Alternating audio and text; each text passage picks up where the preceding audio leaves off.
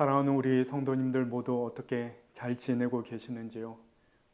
이 간염병이 4차 대유행을 맞이하면서 그렇잖아도 길게 늘어지는 상황에 우리가 무척 지쳐 있는데 우리 성도님들 그 상황과 마음은 어떠하실지 참 마음이 착잡합니다. 그럼에도 불구하고 이 시간 말씀을 통해서 우리의 마음을 붙드시고 하늘로부터 우리에게 임하는 그 하나님의 위로가 우리와 함께 하시기를 간절히 소망합니다. 오늘 우리가 받을 하나님의 말씀은 이사야 40장 12절에서 31절의 말씀입니다. 제가 하나님의 말씀을 받들어 읽겠습니다. 누가 손바닥으로 바닷물을 헤아렸으며 뼘으로 하늘을 쟀으며 땅의 티끌을 되에 담아 보았으며 접시 저울로 산들을 막대 저울로 언덕들을 달아 보았으랴. 누가 여호와의 영을 지도하였으며 그의 모사가 되어 그를 가르쳤으랴. 그가 누구와 더불어 의논하셨으며 누가 그를 교훈하셨으며 그의 정의의 길로 가르쳤으며 지식을 가르쳤으며 통달의 도를 보여주었느냐. 보라, 그에게는 열방이 통의 한 방울 물과 같고 저울의 작은 티끌 같으며 섬들은 떠오르는 먼지 같으리니 레바논은 땔감에도 부족하겠고 그 짐승들은 번제에도 부족할 것이라. 그의 앞에는 모든 열방이 아무것도 아니라 그는 그들을 없는 것 같이 빈 것 같이 여기시느니라. 그런즉 너희가 하나님을 누구와 같다 하겠으며 무슨 형상을 그에게 비기겠느냐. 우상은 장인이 부어 만들었고 장색이 금으로 입혔고 또 은사슬을 만든 것이니라. 궁핍한 자는 거제를 드릴 때에 썩지 아니하는 나무를 택하고 지혜로운 장인을 구하여 우상을 만들어 흔들리지 아니하도록 세우느니라.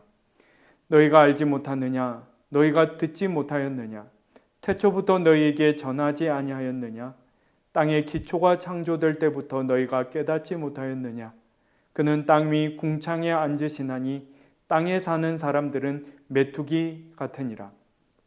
그가 하늘을 차일같이 펴셨으며 거주할 천막같이 치셨고 귀인들을 패하시며 세상의 사사들을 헛되게 하시나니 그들은 겨우 심기고 겨우 부러졌으며 그 줄기가 겨우 땅에 뿌리를 박자 곧 하나님이 입김을 부시니 그들은 말라 회오리 바람에 불려가는 초계 같도다. 거룩하신 이가 이르시되 그런즉 너희가 나를 누구에게 비교하여 나를 그와 동등하게 하겠느냐 하시니라. 너희는 눈을 높이 들어 누가 이 모든 것을 창조하였나 보라. 주께서는 수요대로 만상을 이끌어내시고 그들의 모든 이름을 부르시나니 그의 권세가 크고 그의 능력이 강함으로 하나도 빠짐이 없느니라. 야곱아, 어찌하여 내가 말하며 이스라엘아 내가 이르기를 내 길은 여호와께 숨겨졌으며 내 송사는 내 하나님에게서 벗어난다 하느냐. 너는 알지 못하였느냐? 듣지 못하였느냐? 영원하신 하나님 여호와 땅끝까지 창조하신 이는 피곤하지 않으시며 곤비하지 않으시며 명철이 한이 없으시며 피곤한 자에게는 능력을 주시며 무능한 자에게는 힘을 더하시나니 소년이라도 피곤하며 곤비하며 장정이라도 넘어지며 쓰러지되 오직 여호와를 앙망하는 자는 새 힘을 얻으리니 독수리가 날개치며 올라감 같을 것이요 다른 박질하여도 곤비하지 아니하겠고 걸어가도 피곤하지 아니하리로다. 아멘. 우리는 계속해서 바벨론의 포로로 잡혀가 있는 하나님의 백성들에게 임한 예언의 말씀을 살펴보고 있습니다. 여러분, 예언이라고 하면 우리는 보통 장차 일어날 일에 대한 어떤 예지력 같은 것을 떠올리지만 성경 속 예언은 그 이상의 것을 드러내는데 바로 하나님의 계획과 섭리와 그 안에 담긴 하나님의 뜻을 드러내는 것이다 라고 하겠습니다.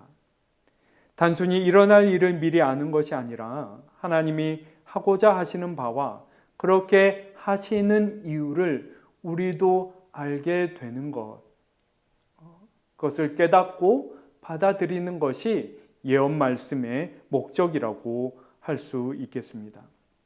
그래서 성경적 예언의 목적은 일어날 일에 대한 대비보다는 현재의 자신을 돌아보는 데 있습니다. 여러분, 누구라도 하나님 앞에 온전하게 서 있는 사람은 없을 테지요. 하지만 그럼에도 불구하고 그런 자신을 돌아보고 하나님 앞에 합당하게 조정하고 변화되는 것, 그것이 하나님과 하나님 백성 사이의 관계, 하나님 앞에서의 삶이라고 할 수 있지 않겠습니까? 우리가 이사야 1장에서 39장 사이의 내용과 지금 저희가 살펴보고 있는 제2 이사야라고 불리는 40장에서 55장 사이의 내용은 어떤 면에서 정반대되는 것처럼 보이는데 그러한 까닭이 바로 여기에 있다라고 할 수 있겠습니다. 1장에서 39장 사이의 내용에는 하나님의 백성들의 상황은 어떤 면에서 자율이 보장되어 있는 상황, 또 그런대로 나쁘지 않은 형편 가운데 있었다고 할 수 있겠지요. 그런 상황에서 예언자들은 그들에게 그러한 현실에 안주하여 자칫 하나님을 망각하는 일이 없게 하라, 이렇게 부단히 그들에게 하나님의 말씀을 외쳤던 것입니다. 그러나 그러한 경고와 권면에도 불구하고 하나님의 백성들이 하나님과 하나님의 계명을 저버리자 그 심판, 그 결과로 또한 임한 하나님의 심판으로 인하여 지금과 같은 어려움을 겪고 있는 것이지요.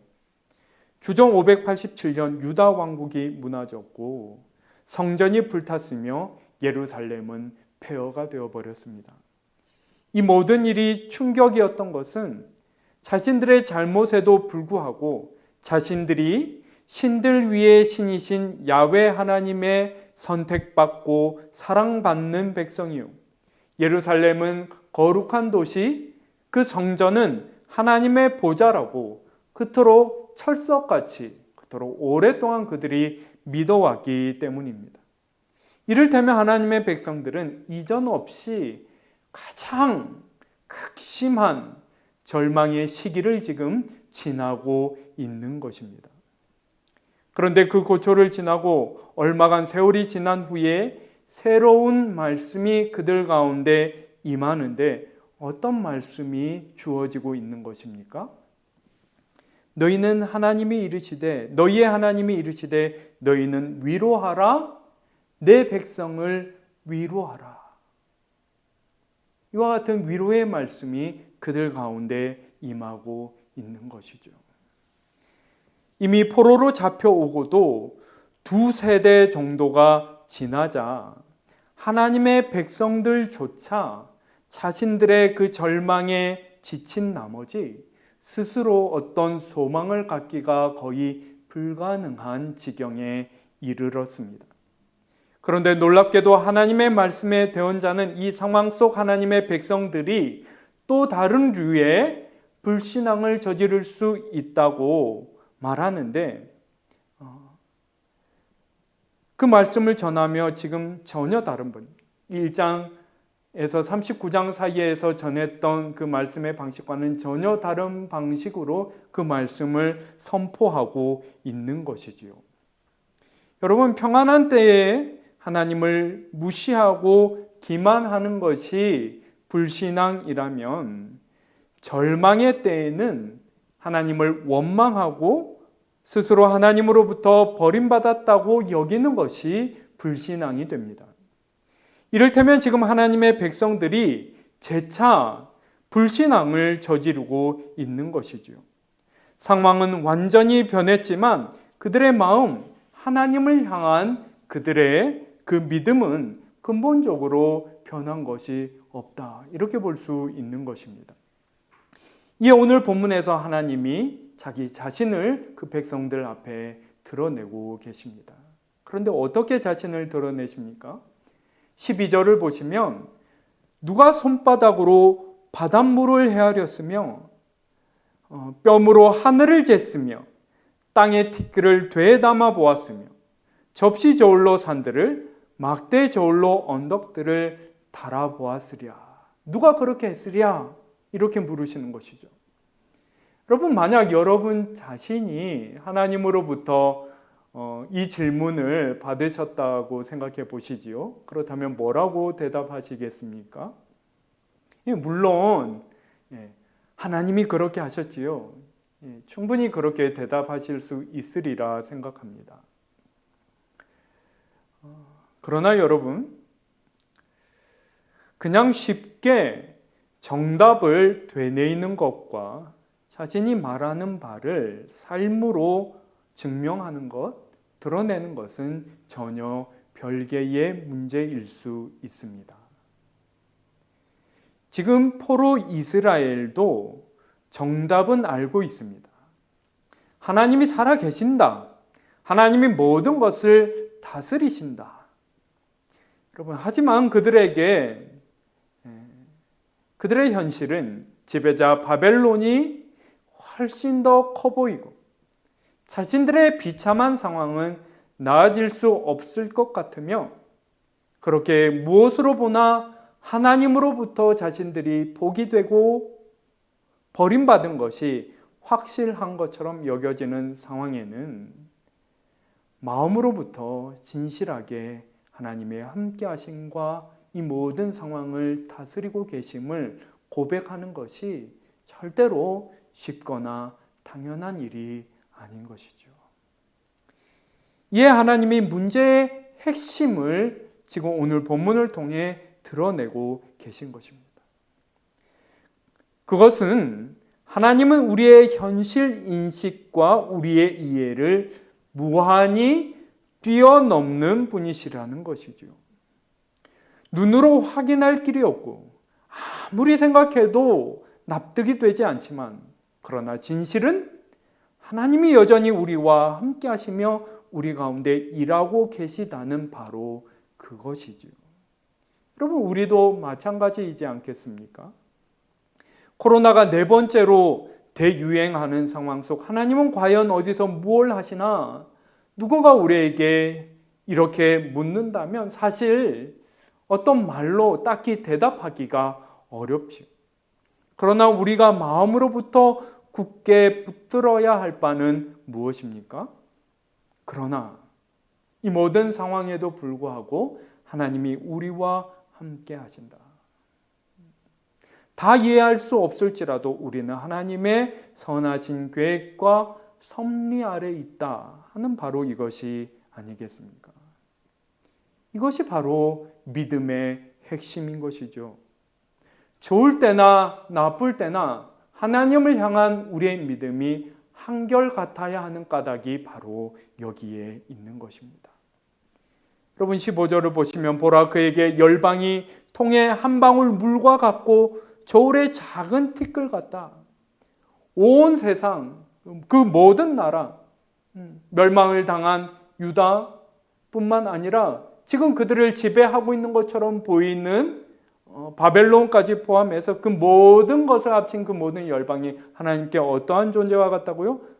토궁 속에 단 한 방울의 물과 같은, 물방울과 같은, 저울 속에 놓인 아주 작은, 무게도 잡히지 않는 작은 티끌과 같은 그런 것일 뿐이다. 이렇게 말씀하시는 것이죠. 하나님이 얼마나 무한히 크신 분이신지를 하나님이 지금 그것을 도무지 기억하지 못하고 납득하지 못하고 마음으로부터 받아들이지 못한 이스라엘 백성들에게 친히 드러내고 계신 것입니다. 그냥 어렵사리 세상사를 붙잡고 계신 것이 아니라 그것을 무한히 압도하시며 오로지 자신의 뜻을 따라 움직이고 계심을 지금 하나님께서 친히 드러내고 계신 것입니다. 이에 이스라엘 백성들에게 이어서 무엇라 말씀하십니까? 27절을 보시면 야곱아, 어찌하여 내가 말하며 이스라엘아, 내가 이르기를 내 길은 여호와께 숨겨졌으며 내 하나님에게서 벗어난다 하느냐, 이렇게 말씀하시는 것이죠. 여러분, 그 하나님의 편재하심, 하나님 어느 곳에나 계시다 하는 것을 나타내는 중요한 성경의 용어 중에 하나가 바로 만유입니다. 다윗은 시편 103편에서 여호와께서 그의 보좌를 하늘에 세우시고 그의 왕권으로 만유를 다스리시도다 이렇게 말했습니다. 바울은 교회에 대한 그리스도의 다스리심을 일컬어 에베소서 1장에서 교회는 그의 몸이니 만물 안에서 만물을 충만하게 하시는 이의 충만함이니라. 만물 안에서 그 모든 만물을 충만하게 하시는 그 하나님이 충만하게 들어차 있는 것이 바로 교회이다. 이런 놀라운 표현을 하고 있는 것이죠. 하나님은 만유 가운데 가득하실 뿐만 아니라 그것을 넘어서 넘쳐나시는 그런 분이신 것입니다. 여러분, 충만하다는 것은 어느 공간에 무언가가 빈틈없이 빼곡히 들어차 있는 그런 상태를 묘사하는 것이죠. 그렇다면 어떤 사람은 그 공간 안에서 그 충만한 것을 비껴날 수 없는 것입니다. 충만한 것에서 충만한 것으로부터 제외될 수 없는 것이죠. 하나님 지금 스스로 하나님으로부터 버림받았다 여기는 자신들의 백성들에게 이것을 재차 강조하고 계신 것입니다. 하지만 교만할 때에 따끔하게 우리를 다그치셨던 그 하나님이 오랜 고난 끝에 마음의 힘을 잃은 자신의 백성들을 위로하심으로 우리를 다시금 새롭게 깨우치고 계시는 것이죠. 너희는 위로하라, 너희는 위로하라. 너희는 예루살렘의 마음에 닿도록 말하며 그것에게 외치라. 이 오늘 본문에서 어떠한 위로를 우리에게 전하고 계신 것입니까? 너희는 알지 못하느냐, 듣지 못하였느냐?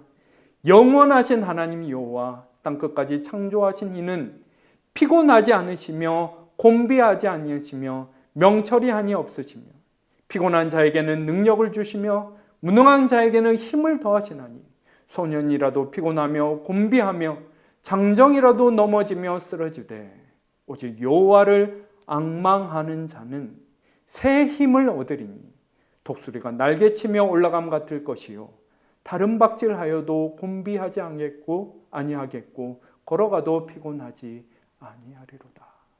하나님 절대로 너희를 포기하지 않으신다. 하나님 한순간도 너희를 놓치지 아니하신다. 그분의 시선 가운데 너희가 제외된 순간은 일순간도 없었다. 하나님이 너무나 멀게만 느껴지는 이 상황 속 여전히 하나님은 너희를 기억하시며 붙드시며 너희와 함께 하시고 너희를 일으키시며 인도하여 주신다. 이 믿음에 흔들리는 일이 없도록 그 마음을 하나님 앞에서 부끄럼 없이 지켜내라. 하나님의 택하신 그 선하신 때를 기다리라. 이렇게 말씀하고 계신 것이죠. 재차 확산되는 감염병으로 이미 오래도록 어려움을 겪으며 지친 마음에 지금 더 큰 아픔을 겪고 있는 이때에 위로 하늘로부터 임하는 하나님의 위로가 우리 사랑하는 성도님들의 삶의 자리와 마음 가운데 임하시기를 기원합니다. 그 위로를 붙들며 누리도록 하나님 우리 가운데 믿음 위에 믿음 더하여 주시기를 간절히 소망합니다. 기도드리겠습니다. 하나님 아버지, 때때로 우리를 둘러싼 상황이 너무나 커 보이며 우리 스스로 그것을 감당하며 극복할 힘이 도무지 없는 것처럼 여겨질 때에 저희의 작디 작은 믿음으로 때때로 하나님이 너무나 우리로부터 멀리 비껴 서신 것처럼 하나님의 진노 아래 있는 것처럼 하나님의 내가 무언가를 잘못해서 하나님께 벌을 받고 있는 것처럼 그렇게 회의에 빠지고 또 때로는 하나님을 원망하게 되는 저희들임을 주님 앞에 고백합니다. 주님, 그러나 그렇게 마음의 힘을 잃었을 때에 하나님 우리를 일깨우시며 그렇지 않다.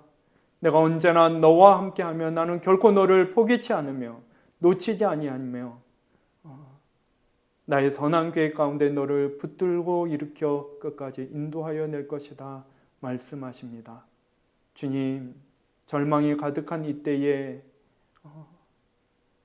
말씀의 빛을 비춰 하늘로부터 우리에게 임하는 하나님의 그 위로와 평안을 깨닫게 하시고 가장 진실한 마음으로 그것을 겸손히 받아들며 붙들고 누리는 저희 모두가 되게 하여 주시옵소서.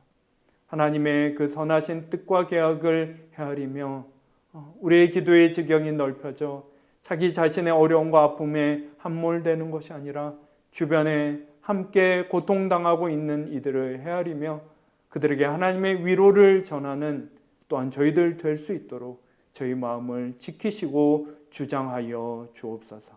감사드리며 귀하신 예수 그리스도의 이름으로 기도하옵나이다. 아멘.